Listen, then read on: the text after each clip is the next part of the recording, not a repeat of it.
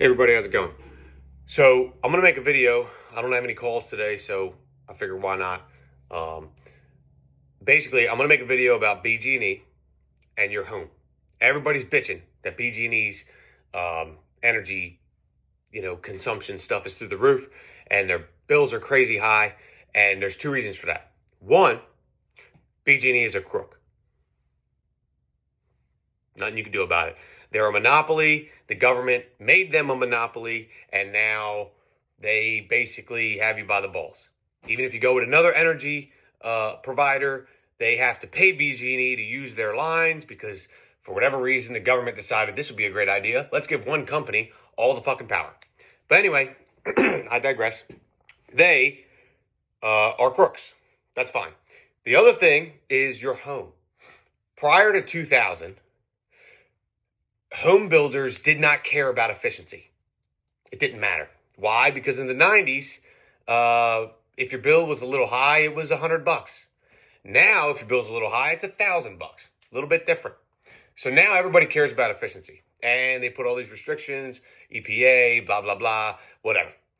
Like it or not, it means everything costs more money. So now homes are very efficient. My house is a 2,000 square foot, and my garage is an 1,800 square foot. Both are heated and cooled to 72 degrees. I like being comfortable. It's my whole career. My bill's about $500 a month in the peak cold time. Typically, it's a lot less, 200, 180, 300, whatever. It's a range, but it's never above 550, right? And that's a lot. So that's 3,800 square foot, and it's always kept nice and comfy and cozy. So if your home is significantly smaller, like I'm seeing all these posts, and you have, I don't know, $1,000 bill, something's wrong. Not just BG&E screwing you, they're screwing everybody, but something specifically with your home is wrong. And the thing that it is its efficiency, right? So I'm going to explain how this works, and hopefully it'll help you out for free. And then if you have the money, which most people don't because they're getting robbed, but if you do, you at least know how to spend it effectively. Okay, fair enough. So let's break this down. Your home, ignore the crude drawing, looks about like this. Okay? We're going to say you have a 2-story house with a basement. So here's ground level, right? Okay? Man, I'm a good artist. Anyway, this is your attic, okay? This is your second floor, first floor. Here's your main entry door, right? Okay. Now, anything below the frost line, which I think is 3 feet, is going to be 50 degrees-ish. If you dig a hole in the ground below 3 foot, you're below what's called the frost line. Down there, it is always a steady temperature. Anywhere in the world. Doesn't matter. That's just the way the earth works. That's why they do geothermal. If this is the ground, they send pipes down, make a big old coil, come back up, and you extract heat from the ground. That's how geothermal works. Okay? Fair enough. So, where's my eraser? There it is. So, anything below that frost line doesn't really need to be insulated. Okay? So, what that means is your concrete floor in your basement, don't worry about it. It's going to be a little cold, 50 degrees, 60 degrees is what it is. Nothing you can do about that unless you're going to build a subfloor, build a floor on top. Don't worry about it. Okay, your basement walls should be insulated. They are probably made of block, right? Majority houses are. Block has an R value of 0.8, which is shit. An R value means how insulative it is. Higher R value is better. A Yeti cooler has a very high R value. It can hold ice for 7 days, right? It doesn't allow the exchange of heat, whether it be in or out. It is a barrier, a container that holds heat in or keeps heat out, right? It keeps things stable. Okay. Houses, you'll see insulation at Home Depot, Lowe's, whatever, that says R13, right? R23, R19, whatever. The higher the number, the better insulative. Okay, so block work has a terrible R value. And what that means is that it is cold. And so all the air in your home will touch that exposed block and cool down. And when it cools down, it creates a constant load. So your home is constantly being loaded and needs more heat. Your home has a certain amount of BTUs that it is constantly letting out into the world. Even if it is sealed tight as a gnat's ass, doesn't matter. It will constantly let that heat out. Okay? So, it needs to have replacement. And so, if you're losing 50,000 BTUs, you need 50,000 BTUs of replacement to maintain a certain temperature. That's how you size equipment. Okay. Cool. So, the way your home loses heat is like this. The main cause is infiltration, direct air coming in. Anywhere you feel a breeze, around doors or windows or cracks or whatever, air is coming in. That is 0 degree air, depending on the day, going directly into your home, creating more load. Bad. Needs to be stopped. Anywhere up high, like an attic door. I just had a customer I fixed this for. The customer had 110 CFM. That is cubic feet per minute. Okay? Imagine a cube of air. 1 foot. Wide, tall, deep. That moving 110 times per minute. That's how much air was leaving through this. What's happening is it comes in lower cold spots, goes up and out. That's a lot of heat loss. A whole lot of heat loss. Seal up the higher spots is something people don't do. They stuff blankets in here and here and here, and they tape up their windows and all this stuff. They attack where the cold's coming from. But the cold, it's a siphon. If you have an opening up high, the heat has a place to go. It comes in here, goes out here, and the hot air wants to escape because it wants to rise. Physics, can't help it. And as a result, this is a lower pressure than outside. And that low pressure in your house draws the air in. So if you open your door or crack your door and you feel a gust of air coming in, that's bad. You don't want that. In my house, when I open the door and crack it to talk to somebody or wave to a neighbor, it's stagnant. There's no air coming in because it is sealed properly. Okay, so that's a big one. Attack the high spots so that even if you have a crack down here and the air wants to come in, it has to counter the pressure to come in. Now, it still will come in, but significantly less. You also need to attack those cold spots. Putting blankets in, sealing up those cold spots, however you want to do it, is good. Should be done. That's fine.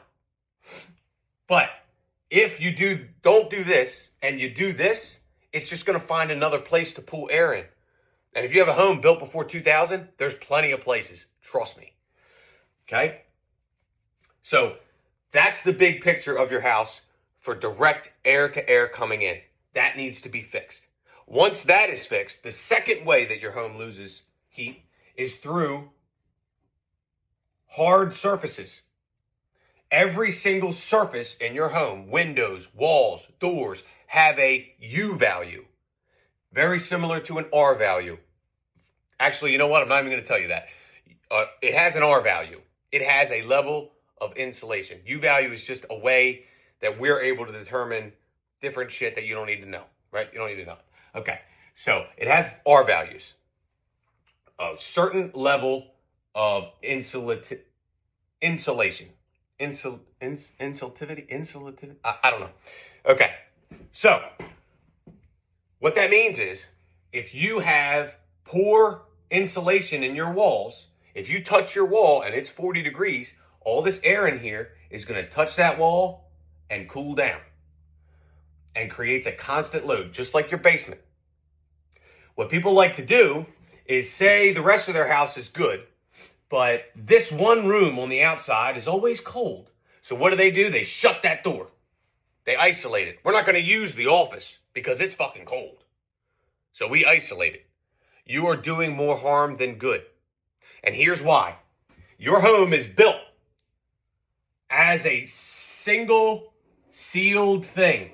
Actually, well, this should be down here because your attic is usually, it depends on how your home's built. It doesn't matter. It's sealed. It's called your home's envelope. Okay?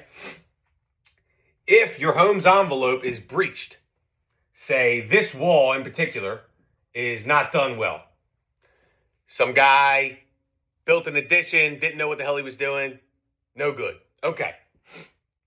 If this room is cold, everything touching that room, this floor here, this wall here, the ceiling above that, none of that is insulated. It is interior. It has been designed not to maintain your home's bubble, right? And so what you're doing by closing this room off is you are allowing it to become very, very cold. And then everywhere that touches that room is exposed to a constant colder temperature. What you should be doing is fighting in that room where the cold is coming from.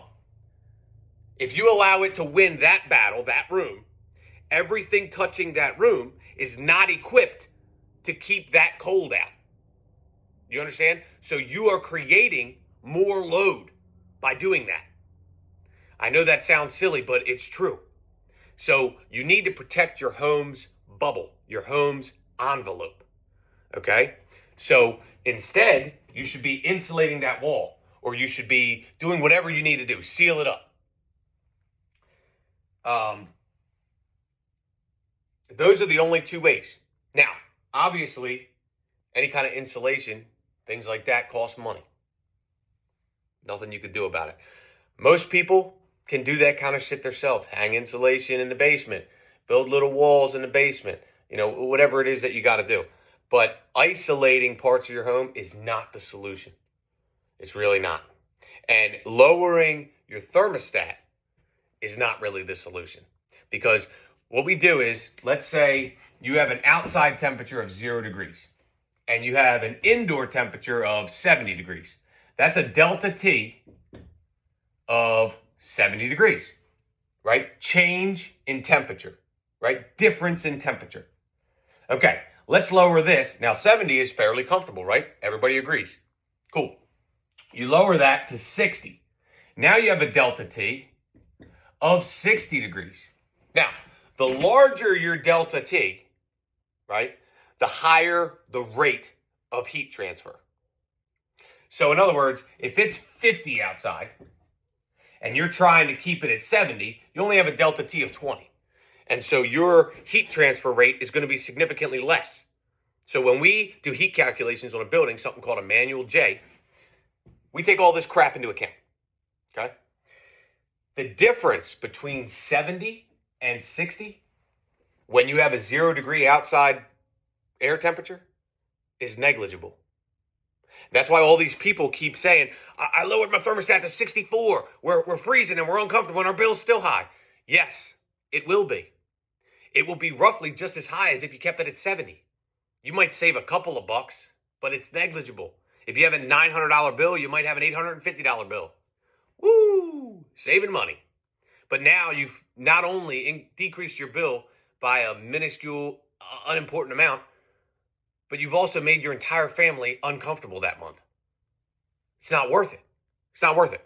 You need to attack the home's problems instead of just trying to passively deal with the problem by lowering your thermostat. It's not going to help you. And BG&E says, lower your thermostat. Yeah, okay. Well, listen, you can either trust someone who has a master license and is freely offering information to help you, Or you can trust the people that are charging you an arm and a leg to give you advice on how to not let them charge you more. Seems like an obvious choice to me. I got no skin in the game. Anyway, so that's pretty much how it works. Now, that's not to say that lowering your thermostat won't save you any money. Obviously, if it's 50 degrees outside and your thermostat's set at 50, it's not going to run. Saving money, right? But you have to take into account the fact that the outside air is so low. It's so cold these last couple weeks, right? So if you have any questions, whatever, reach out. My number's here. If you want to know more about something particular, again, reach out. Unfortunately, we can't do anything about BG&E, but you can do something about your home. And I don't personally do carpentry. I don't personally do insulation. I don't do any of that. All I do is look at your home, do a manual J, determine all this stuff, and then you hire some other contractor to do the work. So I got no skin in this game. I just keep seeing people posting about it, and it's like, they don't know. They don't know. So now you know.